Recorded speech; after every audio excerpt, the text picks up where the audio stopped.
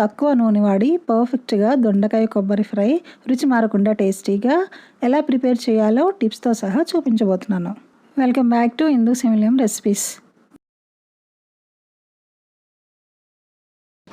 ముందుగా లేత దొండకాయలు తీసుకొని ఫ్రెష్వి తీసుకొని బాగా క్లీన్ చేసిన తర్వాత ఇది పొడవుగా ఇలా కట్ చేసుకోవాలి. నేను చూపించిన విధంగా ఇలా పొడవుగా సన్నగా కట్ చేసుకోవాలి. నేను ఇక్కడ లేత ఫ్రెష్ దొండకాయలు 1 అరకిలో తీసుకున్నాను. ఒకవేళ పండినవి ఉన్నట్లయితే పక్కన పెట్టేయండి, వాడద్దు.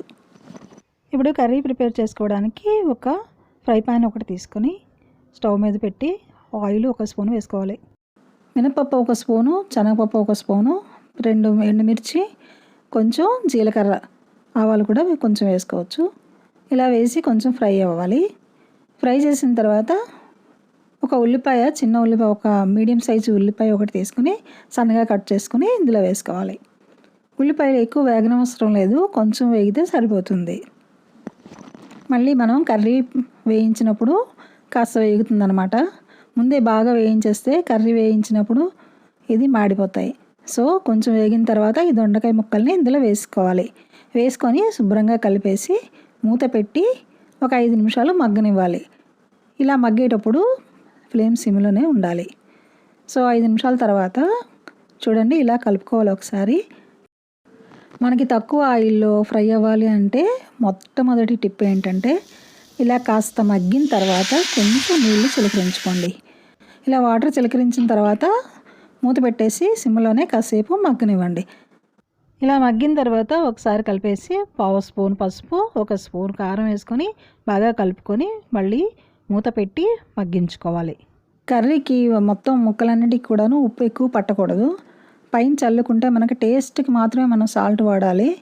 సో మనం పైన కొంచెం స్ప్రింకిల్ చేసుకుంటే సాల్ట్ తక్కువ పడుతుంది, మన కర్రీ టేస్ట్ వస్తుంది, ఉప్పు తగ్గినట్టుగా అనిపించదు. సాల్ట్ వేసిన తర్వాత కర్రీ మీద మూత పెట్టొద్దు, అలాగే వదిలేయండి. ఇప్పుడు మిక్సీ జార్ తీసుకొని అందులో కొంచెం కొబ్బరి ముక్కలు వేసుకొని మిక్సీ వేసుకొని కూరలా చేసుకోండి.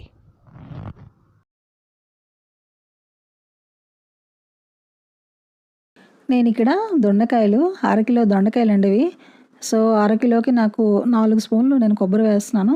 మీరు 1/2 కిలో అయితే 2 స్పూన్లు వేస్తే సరిపోతుంది. ఇలా కొబ్బరి కూర వేసుకొని ఒకసారి బాగా కలిపేస్తే కర్రీ అయిపోయినట్టేనండి.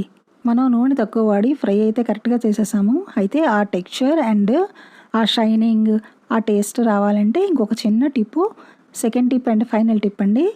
అది ఏంటంటే దీనిపైన 1/2 స్పూను నూనె స్ప్రింకిల్ చేయండి. లేదంటే మీ దగ్గర స్ప్రేయర్ ఉంటే దాంతో స్ప్రే చేయండి. స్ప్రే చేసి ఒకసారి ఇలా కలిపేస్తే కర్రీ పైన ఆయిల్ వేసిన షైనింగ్ వస్తుంది. అలాగే టెక్స్చర్ కూడా సేమ్ అలాగే ఉంటుంది. అలాగే టేస్ట్ కూడా మారకుండా కరెక్ట్గా వస్తుంది. సో చక్కగా వచ్చింది కదా.